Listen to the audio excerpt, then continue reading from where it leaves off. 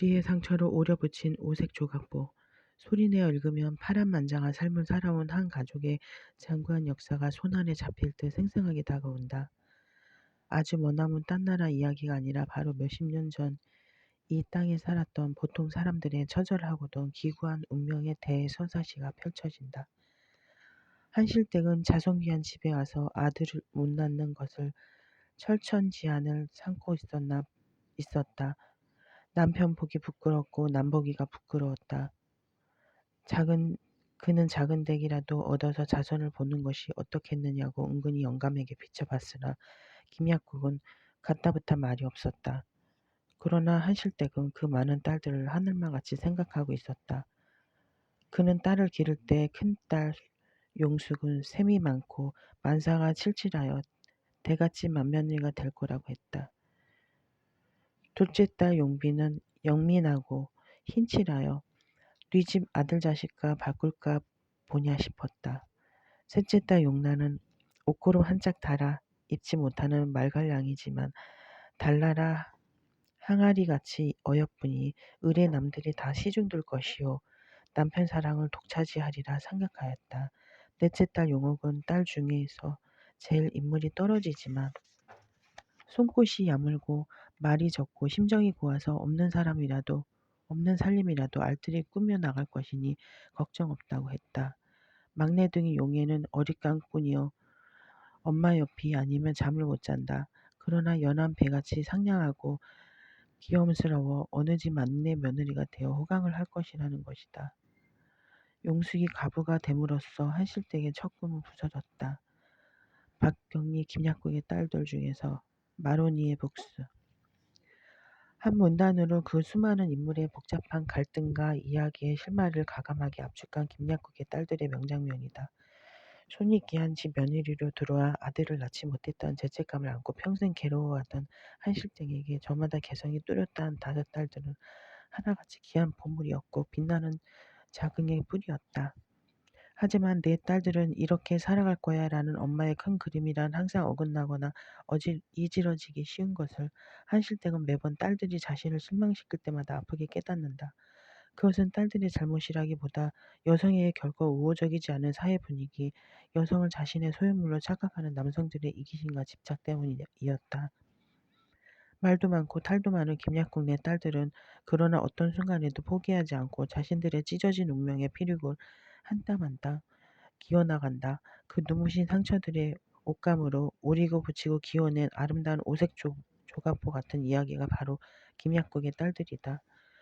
지치지도 않고 백발이 성성해질 때까지 그대를 생각하는 미련한 나. 소리내어 읽으며 오래전 가슴 깊이 묻어둔 우리의 아릿한 슬픔이 만져진다.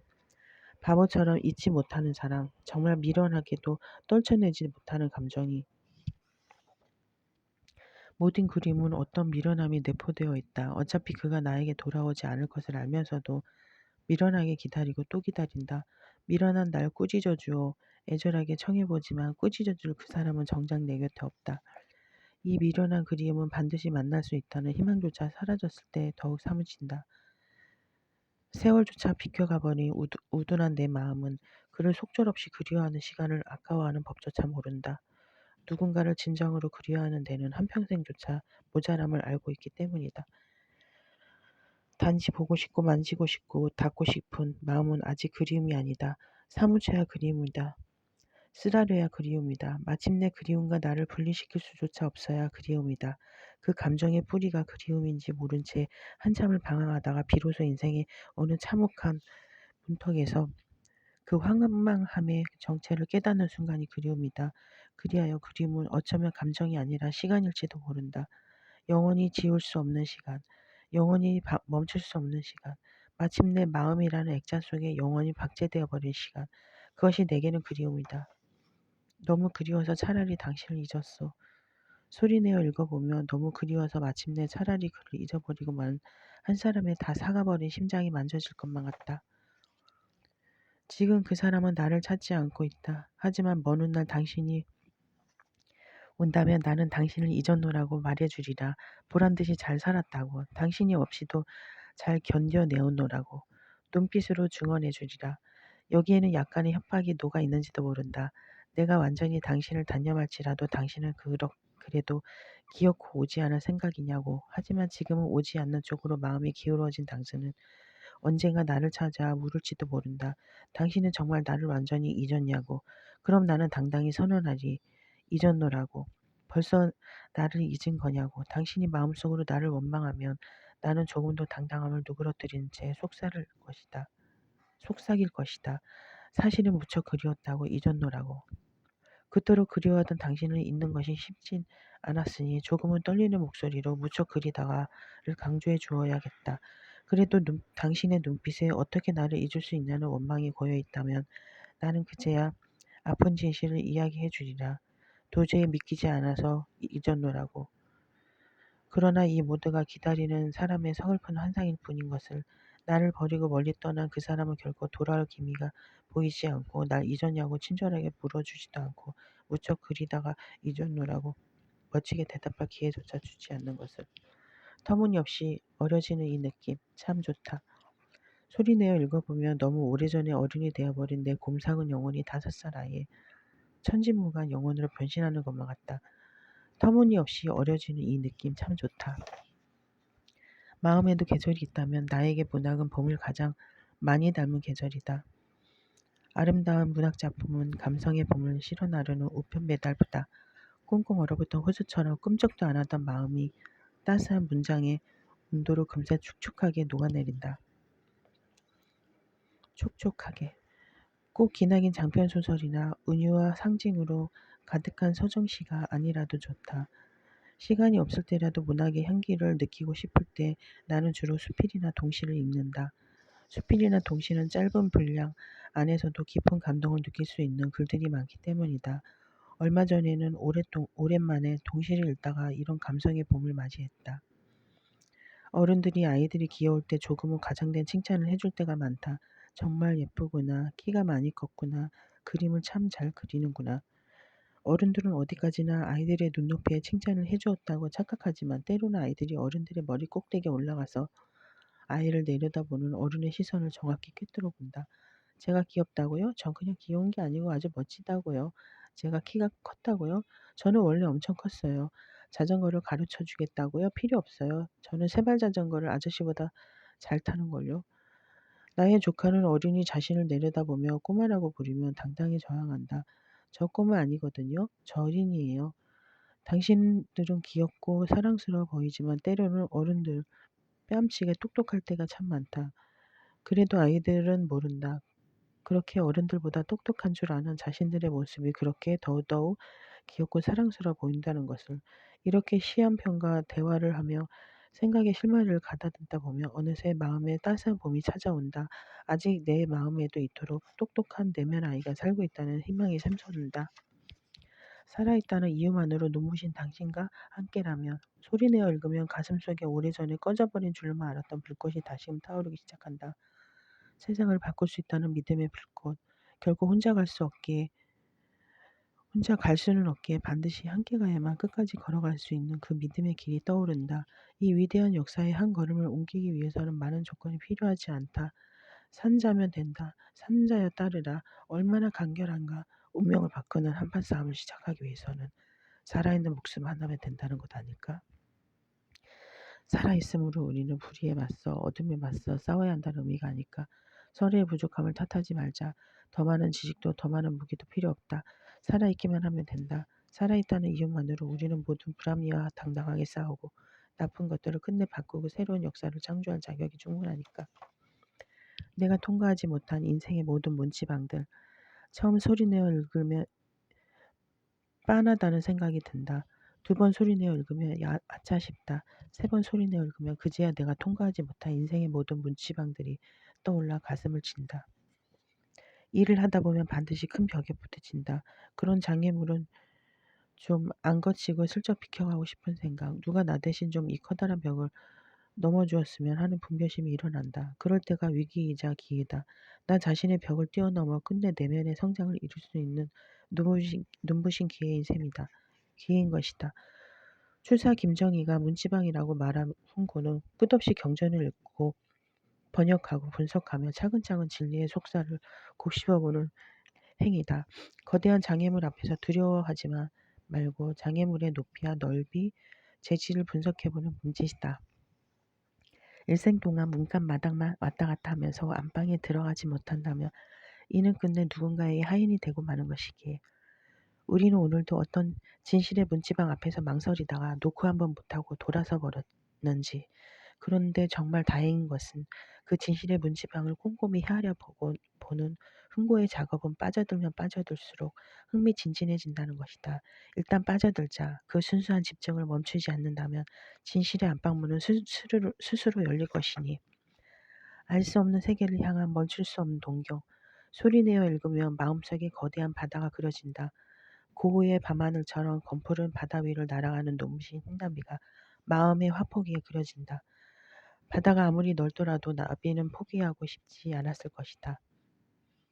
바닷물에 날개를 젖어 찢어질 것만 같아도 청무우 발인가 해서 내려가 보았더니 완전히 딴 세상이 펼쳐진 그 푸르른 바다의 무한한 가능성을 놓치고 싶지 않았을 것이다.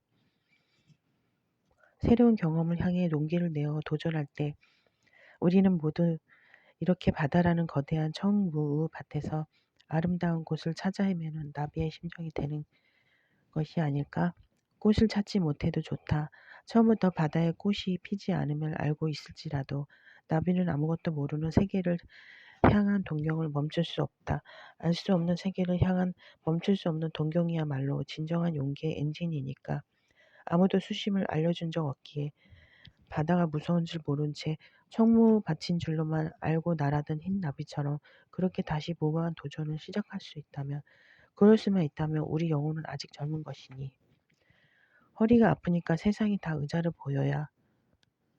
소리내어 읽다 보면 허리가 아프니까 세상이 다 의자로 보인다는 시인의 어머니의 목소리가 꼭 우리 할머니 목소리 같다. 허리가 아프다고 차마 소리내어 말씀도 못하신 채 늘 구부정한 모습으로 지금도 밭에 나가시는 우리 할머니 목소리 같아 가슴이 먹먹해진다. 30분만 서 있으면 되겠지 하고 무심코 버스를 탔는데 길이 꽉 막혀 무려 2시간 가까이 서서 갔던 적이 있다. 버스 안에 사람이 워낙 많아 자리가 날 기미는 전혀 보이지 않았다. 서 있는 사람들과 되도록 몸을 덜 부대끼려고 애쓰며 움직이는 버스 안에서 꼿꼿이 서 있자니 종아리와 발바닥이 터질 듯이 아프고 무엇보다 무거운 짐을 든 팔이 욱신거려 나는 울상이 되었다. 그렇게 내 한번 기댈 의자 하나만 있다면 천국이겠다 싶은 순간들이 있다. 젊은 사람들도 이렇게 의자 하나가 절실한데 노인들은 어떻겠는가. 이정록 시인의 의자에서 어머니는 이렇게 고백하신다. 허리가 아프니까 세상이 다 의자로 보여야 라고. 아들에게 하소연하시는 시인의 어머니 얼굴에 펜 주름살이 눈에 선연하다. 이제부터 지하철 요금 안 내도 되니까 좋구나 하고 수줍게 웃으시던 우리 엄마의 주름진 얼굴과 따스하게 겹쳐진다. 산다는 게 뭐 별건가. 그늘 좋고 풍경 좋은데 의자 몇 개 내놓는 것. 그런데 그 의자를 내놓는 것이 왜 이토록 어려울까. 의자를 내 방 안으로 들여놓으려고만 하고 남들에게는 의자를 내놓지 않으려는 우리의 욕심 때문은 아닐까. 내 삶에서 우리 집 바깥으로 내놓은 의자는 몇 개나 되는지 헤아려 본다. 남들이 그냥 앉으라고 잠시 앉아서 쉬어가라고 내놓은 의자 같은 따스한 위로, 그런 위로가 되는 글을 쓰고 싶다. 한 사람이 전화하지 않기에 평생을 뒤척이는 마음. 소리내어 읽다 보면 내가 겪은 일이 아닌데도 마치 내가 겪은 것처럼 가슴 아픈 사랑 이야기 눈부시 울림으로 다가온다. 때로는 아름답고도 처절한 우리말은 그렇게 사람의 가슴에 오래오래 후비어 판다. 한 사람이 전화하지 않게 평생을 뒤척이는 마음, 그 처절한 기다림은 사랑만으로는 설명할 수 없는 감정일 것이다. 사랑이라는 단어로는 온전히 설명할 수 없는 그 복잡한 감정의 생로병사가 이 시에는 다 녹아 있다. 처음에는 설렘이었다가 나중에는 원망이었다가 언젠가는 절망이었다가 때로는 희망이었다가 마침내는 차라리 무감각해지려는 찰나 비로소 깨닫지 않는가. 그 한 사람 때문에 평생을 이렇게 뒤척이고 있다는 것을. 당신을 기억하냐고. 우리가 처음 만났던 그 순간을 기억하냐고 묻고라도 싶지만 물을 수조차 없다. 그는 지나지 않으므로, 그는 평생 이토록 뒤척이는 나를 향해 결코 수화기를 들지 않았으므로. 옹기종기 신발이 모인 자리, 사랑이 있는 그곳. 소리내어 읽다 보면 올망졸망하고도 알록달록했던 우리의 집 옛날 신발장이 생각난다. 대똘이 놓여있던 시절 언제나 아빠 신발을 조금 더 잘 보이는 곳에 놓아두리던 기억도 난다. 그때는 몰랐다. 신발들이 모여있음이 곧 서로를 향한 우리 가족의 애면글면한 마음이라는 것을. 엄마는 항상 신발을 가지런히 놓아야 복이 들어온다고 하셨다. 세 딸들이 아무렇게나 툭 던지듯이 벗어놓은 신발을 엄마는 가지런히 또 가지런히 바로 놓으셨다. 영원히 끝나지 않는 시시포스의 바위 들어올리기처럼.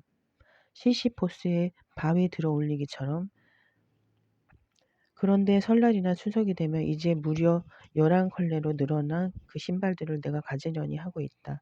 사위들과 조카들까지 합쳐 이제 11명으로 늘어난 우리 가족 모두에게 따끈따끈한 복이 들어오라고 기도하면서 복이 우리 집 안으로 성큼성큼 들어오다가 에이 이 집은 신발 보니까 엉망이네 그냥 가버려야겠다고 생각하지 않게.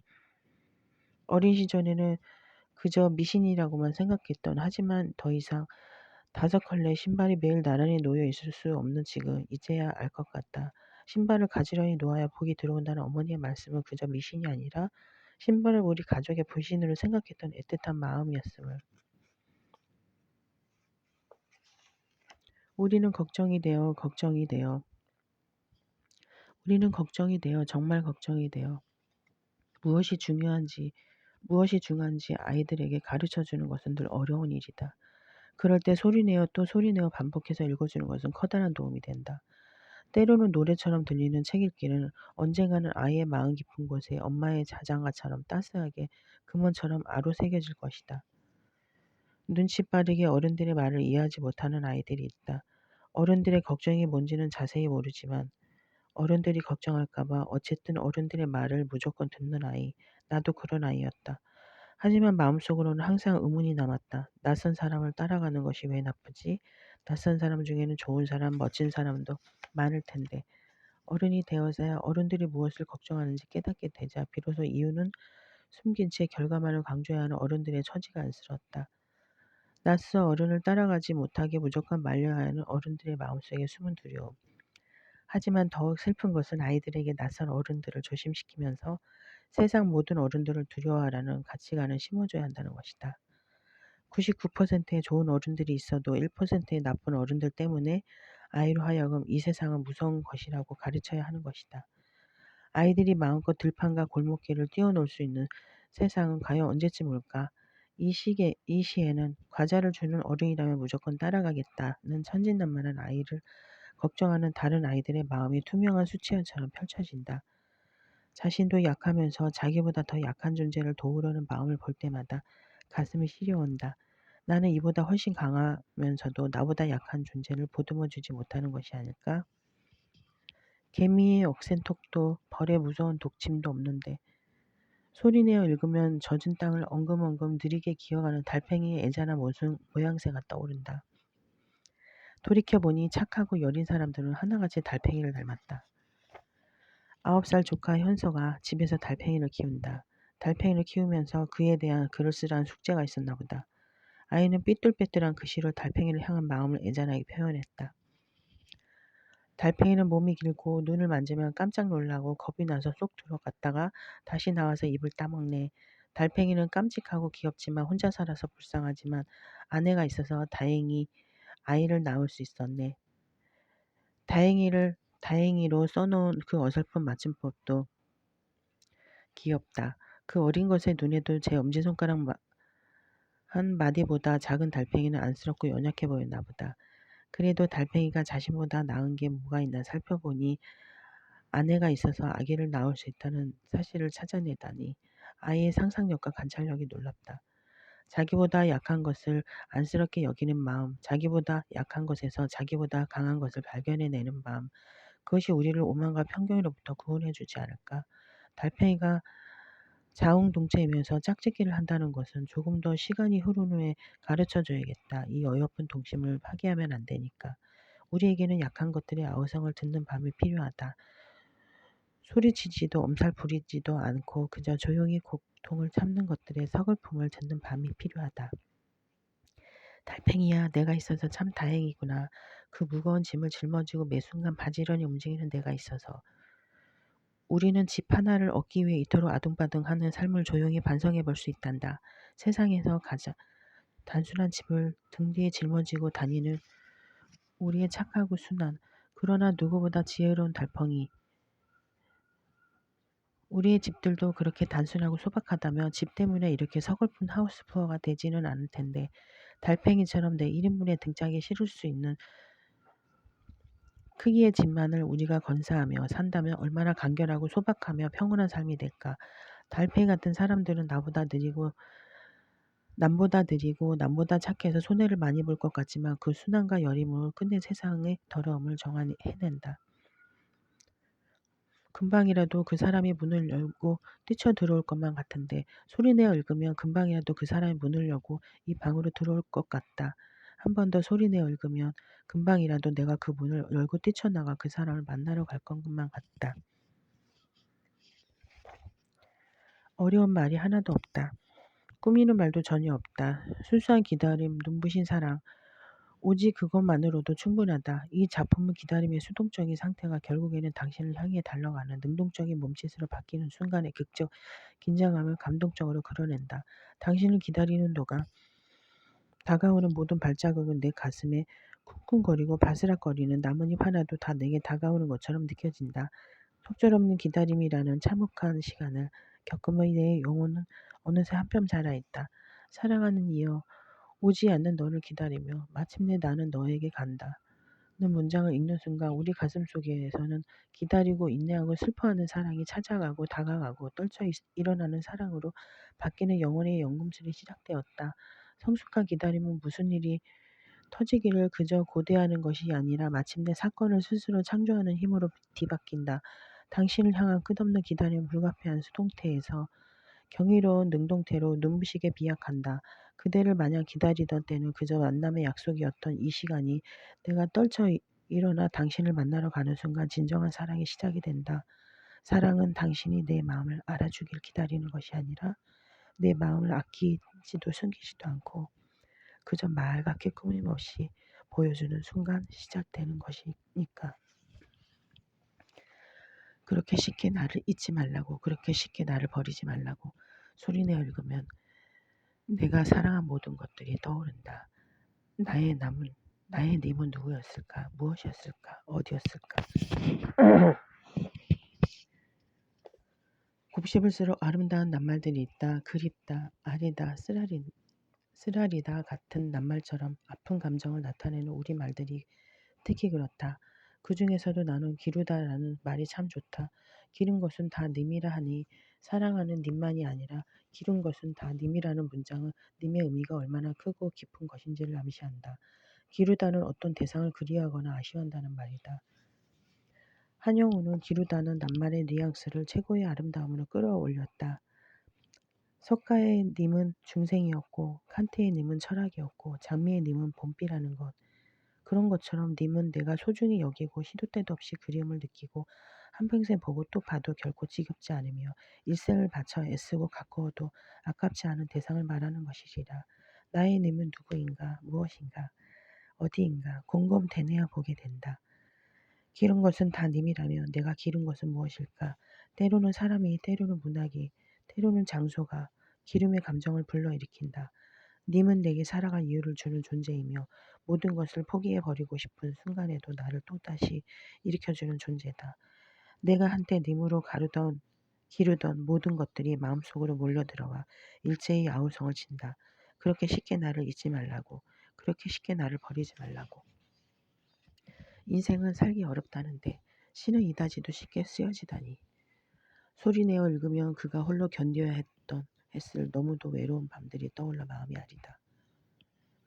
그토록 비좁은 육첩방은 끝내 남의 나라였을 텐데 그토록 그리워했던 그 모든 것들이 아직 여기 남아 그를 기다리고 있는 것만 같은데 그의 슬픔으로 향기가 난다. 고교 시절 나는 윤동주의 시를 읽으며 이런 몽상에 빠졌다. 그의 깊은 슬픔이 이다지도 아름다운 시를 짓게 한다면 나 또한 이런 참담한 슬픔을 반드시 알아야 한다. 고 윤동주의 시들을 읽으며 나는 항상 상상했다.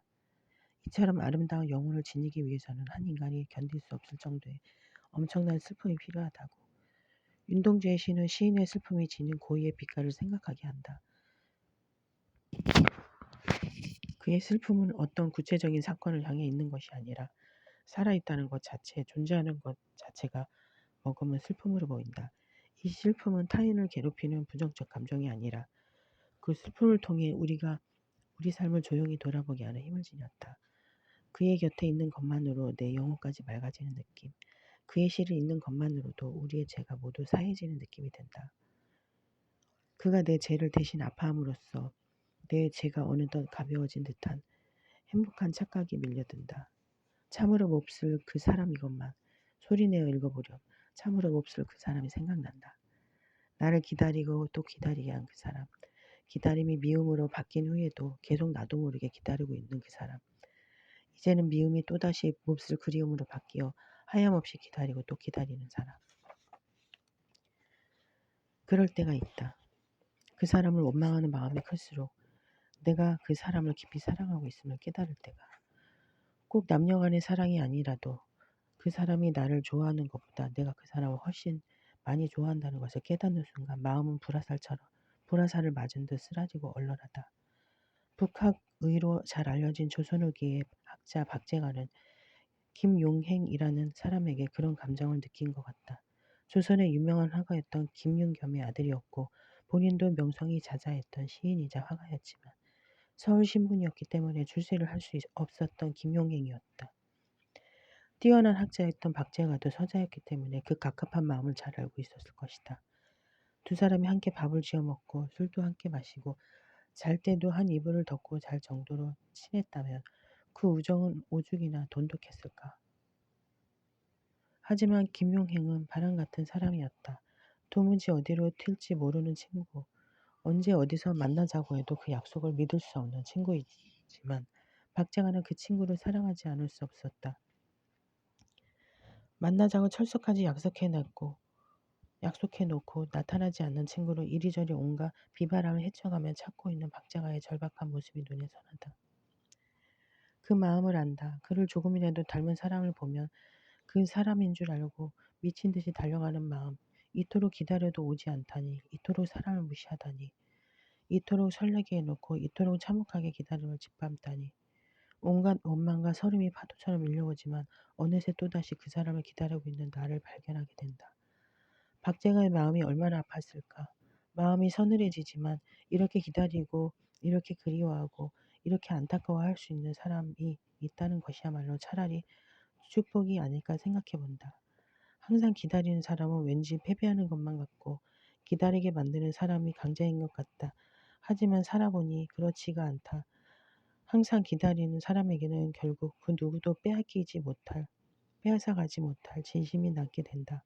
누군가를 일부러 기다리게 하는 사람은 항상 머리를 굴린다. 그는 영악하거나 냉정하거나 기필코 무슨 사정이 있는 사람이다.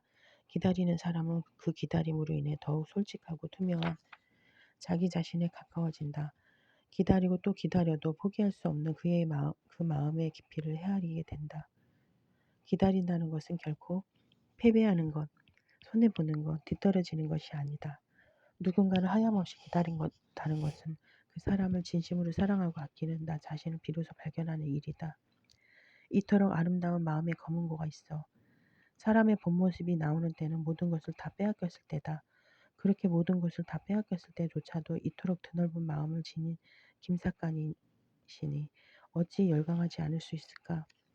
모두들 유비무환이라고 하지만 준비 없이 맞는 고통이 없다면 인간은 결코 성장할 수 없을 것이다.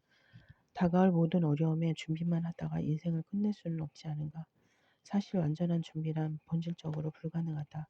우리는 고통에 대한 그 어떤 예비훈련도 제대로 할 수가 없기 때문이다. 모든 아픔은 지나치게 갑작스럽고 아무리 예고된 재난이라 할지라도 그 아픔은 새로운 쓰라림으로 다가오기 때문이다.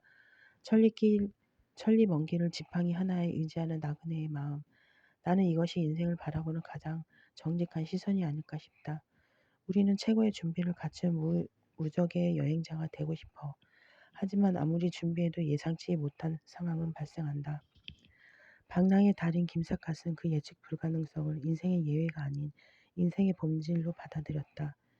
엽차는 겨우 7개밖에 안 남았는데 주머니 속에 엽전에게 깊이 숨으라고 속삭이며 아주 급한 일이 아니면 한 입도 꺼내지 말자 그토록 다짐했는데 그럼에도 불구하고 해질녘 들판의 주막에서 그 맛 좋은 술을 발견했으니 이를 어찌할꼬. 이 아름다운 나그네는 아마도 향기로운 술의 유혹을 이겨내지 못할 것이다. 하지만 무엇을 걱정하랴. 이 나그네에게는 이토록 아름다운 마음의 검은고가 있는데 언제 어디서든 자신의 마음을 최고의 악기로 끌어올리는 진심, 어린 영혼의 연주가 그를 지켜줄 것이다. 기다림조차 눈부신 사랑을 위하여. 정욕이란 본래 아름다운 것임을 소리내어 읽기만 해도 웃음이 터지는 문장. 그러면서도 애틋한 반전이 있는 문장이 오래 가슴에 남는다. 마른 꽃에 등장하는 할머니의 연애 감정은 언제 다시 읽어도 설렘과 해악으로 가득하다. 고속버스에서 우연히 만난 두 노인은 젊은이들보다 한술 더 뜨는 싱싱한 연애 감정을 가지고 만났지만 막상 자식들이 노인의 결혼을 추진하자 할머니의 마음은 돌변한다. 아직 서로를 몰랐기에 풋풋할 수 있었던 연애의 감정은 사라지고 남자의 처진 속살과 우수수 떨어지는 비듬, 떠들썩한 코골이와 담뱃재, 가래와 방귀와 트림 같은 익숙한 남성의 풍경을 상상하게 된 것이다. 아직 남자는 이런 지저분한 모습을 전혀 보여주지 않았는데도 할머니는 상상하는 것만으로도 이미 오만정내미가 다 떨어져 버린다. 상대방의 무수한 단점들과 어쩔 수 없는 인간적 더러움을 묘사하는 문체가 어찌나 시시콜콜하고 현장감 넘치는지 조용히 상상하며 읽으면서도 남몰래 박장대소하게 된다. 남자와의 연애와 남편과의 결혼생활 사이의 결정적인 차이는 정욕의 유무라는 것을 묘사하는 대목은 정말 짜릿한 반전이다. 정욕이라는 말의 평소 뉘앙스가 그리 아름답진 않지만 마른 꽃을 통해 정욕이란 것이 본래 그토록 아름다운 것임을 처음으로 깨달았다. 남자와의 연애 감정이 뒤늦은 겉멋이라면 남편과의 결혼생활은 같이 아이를 만들고 낳고 기르는 그 짐승스러운 시간을 같이 한 사이만이 가질 수 있는 따스하고 애틋한 정욕의 시간이었던 것이다.